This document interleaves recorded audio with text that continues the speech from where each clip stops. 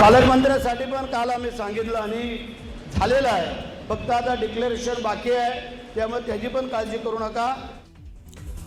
रायगडच्या पालकमंत्री पदाबाबत शिवसेना नेते आणि मंत्री भरत गोगावलेंचं मोठं विधान। नवी मुंबईतल्या क्लस्टर डेव्हलपमेंटच्या मुद्द्यावरून महायुतीत वादाची ठिणगी, नादाला लागू नका, गणेश नाईकांचा इशारा, तर नाईकांना पक्षात कोणी विचारत नाही, शिरसाटांचा पलटवार।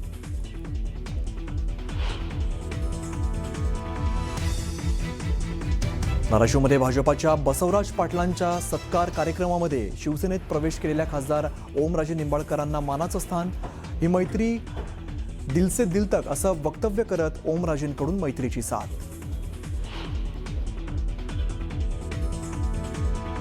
खरं तर एकनाथ शिंदेजींनी अशा लोकांवर कडक कारवाई केली पाहिजे। शिवसेना नेते आणि दिपके कुटुंबियांच्या भेटीगाठीवरून चंद्रशेखर बावनकुळेंची नाराजी।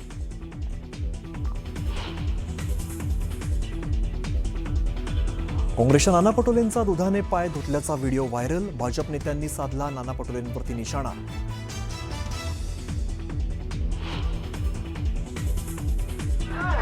दिल्लीतील खासदार पप्पू यादव यांच्या पत्रकार परिषदेदरम्यान गोंधळ, आपल्याला मारण्याचा कट होता, पप्पू यादव यांचा आरोप।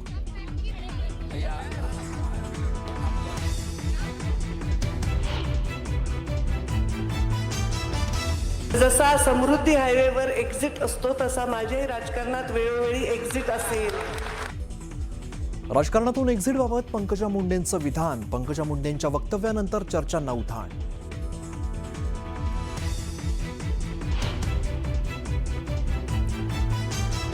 संजय राऊतांनी जयकुमार गोरेंबाबत केलेल्या वक्तव्याविरोधात भाजप आक्रमक, राऊतांच्या प्रतिकात्मक पुतळ्याचं दहन, तर सोलापुरात राऊतांविरोधात गुन्हा दाखल।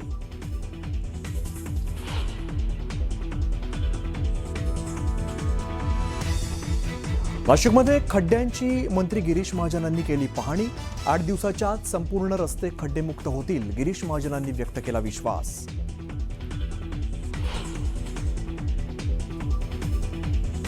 आषाढी यात्रेत 5500 बसेसद्वारे 9 लाख भाविकांनी केला एसटीतून प्रवास, एसटी महामंडळाला मिळालं 41 कोटी 18 लाख रुपयांपेक्षा अधिकचं उत्पन्न।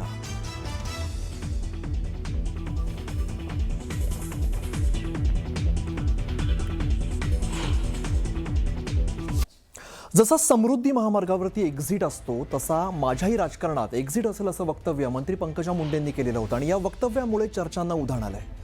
दरम्यान बीड परळी महामार्गाच्या दुरावस्थेवरती भाष्य करताना त्यांनी पुन्हा भावनिक विधान केलं। रिटायर्ड व्हावंसं वाटतं, मात्र जनतेचा उत्साह पाहून नव्याने उभारी मिळते असं त्यांनी म्हटलं आणि त्यामुळे पंकजा मुंडेंच्या या दोन्ही विधानाची चांगली चर्चा रंगली आहे।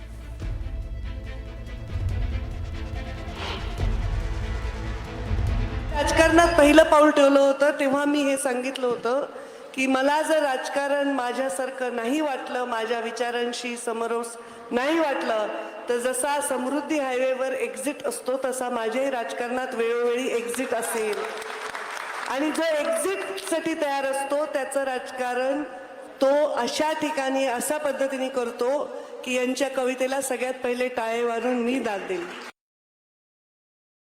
कसं बदलायचं मला तर कंटाळा आलाय। रिटायर असं मी म्हणते, पण या कार्यक्रमात जेव्हा मी आले आणि तुम्हा सगळ्यांचा उत्साह बघितला, तांब्यावरच्या गरीब घरामधल्या या चमकणाऱ्या डोळ्यांना मी जेव्हा बघितलं तेव्हा वाटलं आपलं काम अजून संपलं नाहीये। कसं रिटायर होतंय अजून तुमच्या हातातला कोयता तसाच आहे। कसं रिटायर होतंय अजूनही गावागावामध्ये कुठेतरी तणावाचं वातावरण तसंच आहे। पुण्याजवळच्या पिंपरी चिंचवड इथली आहे। इथं वाल्हेकरवाडी आणि रावेत परिसरात कचरा संकलन केंद्र आहे, ते तातडीनं कायमस्वरूपी हटवायची मागणी स्थानिक करतायत आणि त्यासाठी हे स्थानिक रस्त्यावर उतरलेले आहेत। या केंद्रामुळे दुर्गंधी पसरतीये, डासांचा प्रादुर्भाव होतो आणि वाहतूक कोंडी सुद्धा होतीये। नागरिकांचा असा आरोप आहे, तर वारंवार तक्रारी करून सुद्धा महापालिकेकडनं कारवाई झाली नाही, त्यामुळे हे आंदोलन केलं जाणार आहे। मागण्या मान्य न झाल्यास आंदोलन अधिक तीव्र करायचाही इशारा आंदोलकांनी दिलाय। यामध्ये अक्षरशः म्हणजे सोसायटीमध्ये या ठिकाणी या परिसरामध्ये प्रभाग 16 आणि 17 मध्ये जे राहणारे नागरिक आहेत त्यांना खूप त्रास या गोष्टीचा होत आहे। या कचऱ्यामुळे दुर्गंधीचं साम्राज्य पसरलेलं आहे. डासांची मोठ्या प्रमाणात उत्पत्ती झालेली आहे. लोकांच्या आरोग्याला मोठा धोका निर्माण झालेला आहे. झोपडपट्टी, कचरा संकलन केंद्र इथलं हटवलं गेलं पाहिजे आणि स्पीड ब्रेकर या आमच्या 3 गोष्टी महत्त्वाच्या आहे. गेली 4 वर्ष झाले आम्ही सतत प्रशासनाला सांगतोय आणि गेली 3 महिने झाले आमचा हा लढा खूप मोठा चालू आहे. मागच्या 15 दिवसापूर्वी आम्ही सगळ्या कॉर्पोरेटरला सगळी पत्रकं दिलेली आहेत. आमच्या इथं 3.5 वर्षापासून आम्ही हा त्रास सहन करत आहे झोपडपट्टी आणि कचरा डेपोचा. तर आधी फक्त कचरा संकुलन म्हणून होतं, पण आता मागील 2 महिन्यापासून हा डेपो प्रस्थापित झालेला आहे आणि एवढा वास येतोय. सगळे लहान मुलं, इकडं बाजूला सिटी प्राईड स्कूल आहे, इकडं DY पाटील स्कूल आहे आणि साधारण 1000 ते 1500 लोक आजूबाजूला राहतात. तर हा सगळ्यांना हा त्रास सहन होत आहे. पुणे जिल्ह्यातल्या आंबेगाव तालुक्यामध्ये वडगाव पीर इथं अंत्यसंस्कारासाठी जमलेल्या नागरिकांवर अचानक मधमाशांनी हल्ला केला. मधमाशांच्या मोहोळानेच हल्ला केला आणि त्यामुळे एकच गोंधळ या ठिकाणी झाला. जीव वाचवण्यासाठी ग्रामस्थांनी काही काळ हा मृतदेह तसाच जागेवर ठेवून दिला आणि त्यांनी पळ काढला. जखमींना तातडीनं जवळच्या रुग्णालयामध्ये दाखल केलं गेलं आणि उपचारानंतर सगळ्यांची प्रकृती स्थिर असल्याचीही माहिती मिळते.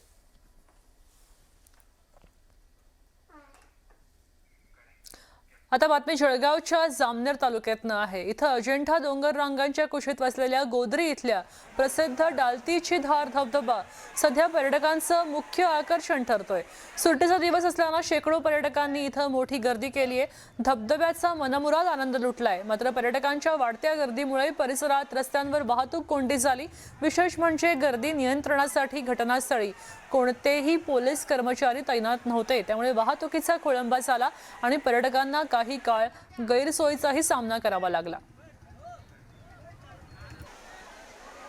पुढची बातमी आपण बघूया. पेपर फुटीच्या मुद्द्यावरून केंद्रीय शिक्षण मंत्री धर्मेंद्र प्रधानांच्या राजीनाम्याची मागणी करत अभिजित दिपकेंनी रान पेटवलं. अखेर प्रधानांच्या राजीनाम्यानंतर दिपकेंनी आंदोलन आपलं मागं घेतलं. आंदोलनादरम्यान एकीकडे दिपकेंनी केंद्र सरकारवर सातत्याने टीका करत असताना दुसरीकडे आंदोलन संपल्यानंतर संजय शिरसाटांनी छत्रपती संभाजीनगरमध्ये दिपकेंच्या कुटुंबियांची भेट घेतली. तर शिवसेना आमदार बच्चू कडूंनी अभिजित दिपकेंची भेट घेतलेली होती. यावरून आता महायुतीतच नाराजी नाट्य सुरू झाल्याची चर्चा आहे. या संदर्भात एकनाथ शिंदेंनी दखल घ्यावी असं म्हणत बावनकुळेंनी नाराजी व्यक्त केली. तर दिपकेंचा विषय आमच्यासाठी संपल्याचं म्हणत उदय सामंतांकडून सारवासारव करण्याचा प्रयत्न करण्यात आलाय. खरं तर एकनाथ शिंदेजींनी अशा लोकांवर कडक कारवाई केली पाहिजे. शेवटी त्यांच्या पक्षाचा प्रश्न आहे. त्यांच्या नेत्यांनी कसं वागलं पाहिजे एकनाथ शिंदे हे ठरवलं. एकनाथ शिंदेजी यांनी काल मला वाटतं काहीतरी त्यावर चर्चा केली आहे. मला वाटतं की महायुतीमध्ये काम करताना अशा प्रकारचे वर्तन काही योग्य नाही आहे. मी कोणाला सल्ला देणार नाही, पण मला असं वाटतं की एकनाथ शिंदेची याची दखल घेतली. अभिजित दिपके पण आपल्या देशाचा एक युवा तरुण नागरिक आहे. त्यांनी एका विषयाला घेऊन जर आंदोलन केलं असेल तर आपण एवढं मनात काही घेण्याचं कारण नाही आहे. त्यांनी पण जे काही विषय होते, जे मागणी होती, सरकारने मान्य केल्यानंतर आंदोलन मागे घेतलं आहे. दिपकेंच्या बाबतीमध्ये मी सुरुवातीलाच आपल्याला सांगितलं, त्यांनी जे आंदोलन केलं होतं ते विद्यार्थ्यांचं आंदोलन होतं. त्याला माननीय नरेंद्र मोदी साहेबांनी न्याय दिलेला आहे. त्याच्यामुळे त्यांच्या आंदोलनाचा विषय आमच्यासाठी संपलेला आहे. आता खरंच ते स्वतःच्या डोक्याली तिथे गेले होते का एकनाथ शिंदे साहेबांनी त्यांना पाठवलं होतं, नंतर नाराजगी व्यक्त केली, हे आपल्याला तरी तिथं सांगता येणार नाही. पण राहिला प्रश्न अभिजित दिपकेंचा, ते न महायुतीच्या कुठल्या पक्षामध्ये न भाजपमध्ये त्या ठिकाणी जाणार आहे. त्यामुळे काही कितीही प्रयत्न केला तर ते त्या महायुतीच्या विचाराबरोबर तिथं काम करतील असं मला तरी वाटत नाही.